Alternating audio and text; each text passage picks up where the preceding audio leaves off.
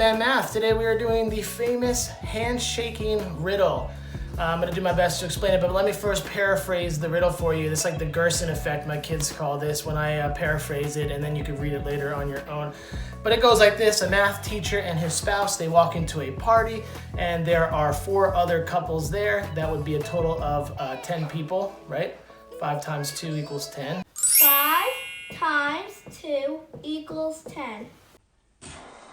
So at this party, they greet each other with handshakes, but there are obviously 2 rules. The first rule is you don't shake hands with yourself. Obviously, you're not a weirdo. And second, you don't shake hands with your spouse. That would just be weird as well.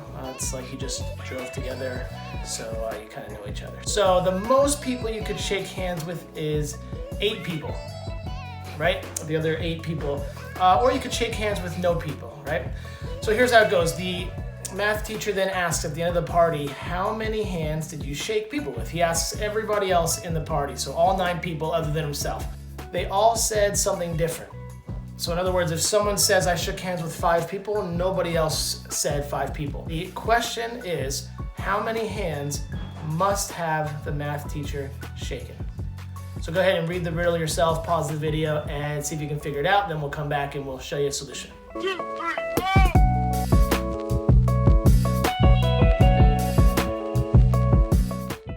All right, so I hope you had some time to think about it, and so here's how it goes. So basically, the way we're gonna do this is with just a chart of information. So it's very simple. Somebody shook hands with 0 people.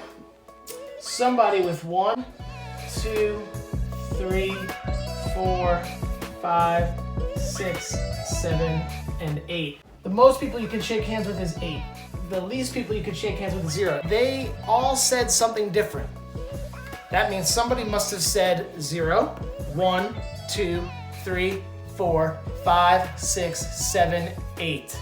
That's all 9 people accounted for. The only way that's possible for them to all say something different is if 0 through 8 is accounted for. So our question is, we got to figure out this math teacher, how many hands he shook with. So here's how I'm going to do it. I'm going to assume that A and A prime is a couple. And then B and B prime is a couple. C and C prime, D and D prime, and then lastly E and E prime. We're going to assume that E is the math teacher. 2, 3, 4.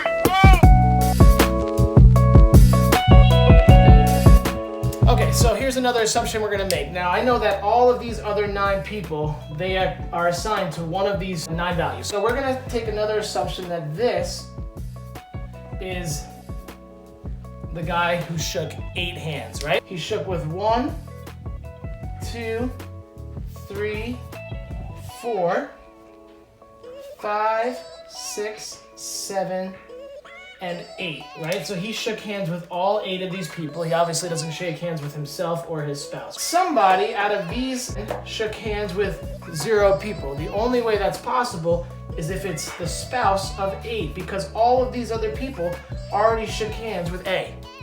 So now we know that A prime must be the person who shook hands with 0 people.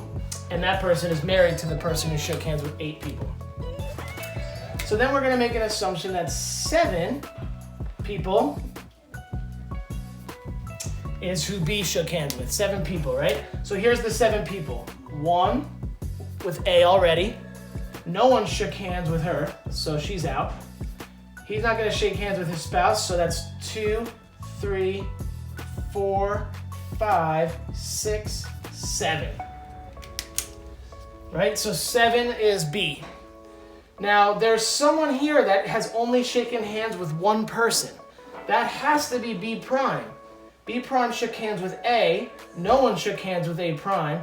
And B prime did not shake hands with B. But all of these people have now shaken hands with at least 2 people, A and B. So B prime must be the person who's only shaken hands with 1 person. So this has got to be B prime.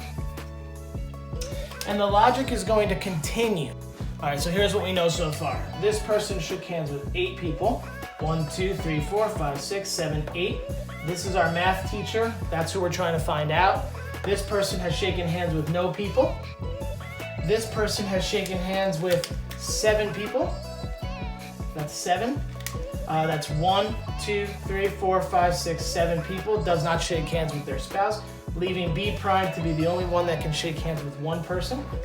So then we're going to go down to C. Now we're going to assume C is our person that shook hands with 6 people. So it's 1, 2, 3, 4, 5, 6.